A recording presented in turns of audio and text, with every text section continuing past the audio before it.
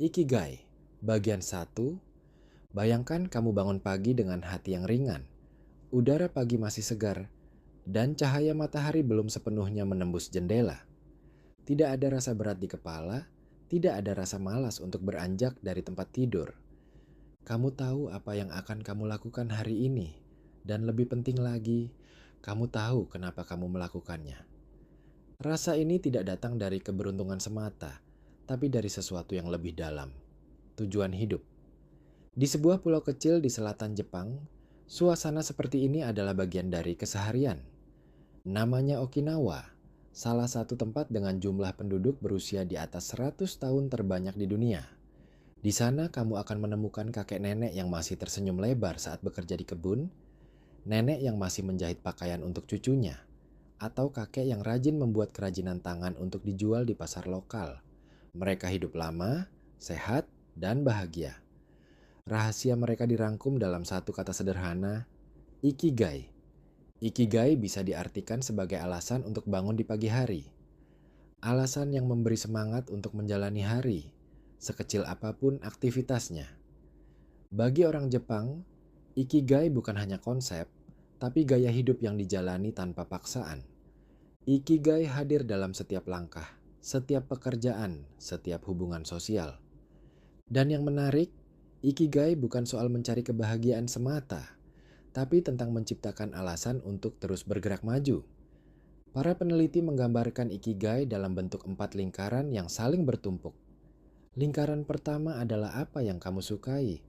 Lingkaran kedua adalah apa yang kamu kuasai. Lingkaran ketiga adalah apa yang dibutuhkan dunia. Dan lingkaran keempat adalah apa yang bisa memberimu penghasilan. Di titik pertemuan keempatnya, di sanalah ikigai berada. Mari kita bayangkan contoh sederhana. Misalnya kamu suka memasak, kamu juga punya keterampilan membuat resep yang lezat. Ternyata masakanmu disukai banyak orang dan bisa membantu mereka makan lebih sehat. Dan dari situ, kamu bisa mendapatkan penghasilan. Itu berarti kamu sudah berada di pusat lingkaran ikigai.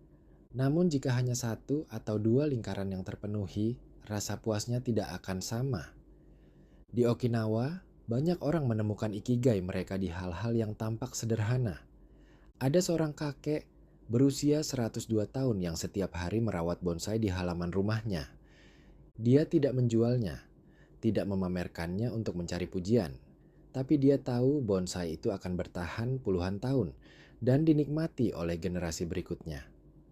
Ada juga seorang nenek yang setiap pagi membuat sarapan untuk seluruh anggota keluarga besar. Dia mengatakan bahwa melihat keluarga berkumpul dan tersenyum adalah alasan terbesarnya untuk bangun pagi. Bagi mereka, ikigai tidak harus spektakuler.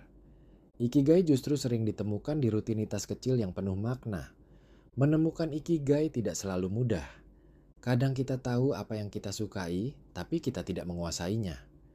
Kadang kita ahli dalam sesuatu, tapi dunia tidak membutuhkannya. Atau dunia membutuhkannya, tapi kita sendiri tidak menikmatinya. Buku Ikigai mengajak kita untuk mencari keseimbangan di antara semua itu. Karena hidup yang hanya berorientasi pada pekerjaan tanpa cinta akan terasa hampa. Dan hidup yang hanya mengikuti kesukaan tanpa mempertimbangkan realita bisa membuat kita cepat menyerah. Rahasia panjang umur orang Okinawa bukan hanya karena ikigai. Mereka juga punya pola makan yang sehat, penuh sayur, ikan segar, dan porsi kecil daging. Mereka minum teh hijau setiap hari, bergerak secara alami dengan berkebun atau berjalan kaki. Namun semua itu hanyalah lapisan luar. Lapisan terdalam adalah perasaan dibutuhkan dan memiliki tujuan. Ketika seseorang merasa hidupnya berarti, tubuh dan pikiran mereka bekerja selaras untuk mempertahankannya. Komunitas di Okinawa juga memegang peranan penting. Mereka memiliki kelompok kecil yang disebut moai, semacam lingkaran pertemanan yang saling mendukung seumur hidup. Di dalam moai, setiap orang punya peran dan kontribusi, tidak ada yang dibiarkan sendirian menghadapi masalah. Inilah salah satu alasan mengapa tingkat stres mereka rendah meskipun hidup sederhana. Rasa kebersamaan ini membuat ikigai semakin kuat, karena tujuan hidup mereka tidak hanya untuk diri sendiri, tapi juga untuk orang lain. Sekarang coba pikirkan kehidupan kita di kota besar. Seringkali kita bangun pagi hanya karena terpaksa. Pekerjaan datang bertubi-tubi, lalu di malam hari kita pulang dengan lelah, tanpa merasa ada kemajuan berarti. Kita punya banyak aktivitas, tapi sedikit alasan yang benar-benar membuat hati bersemangat. Ikigai menantang pola hidup seperti ini. Ia mengajak kita untuk berhenti sejenak, melihat lebih dalam, dan bertanya, apa yang membuatku mau bangun besok pagi?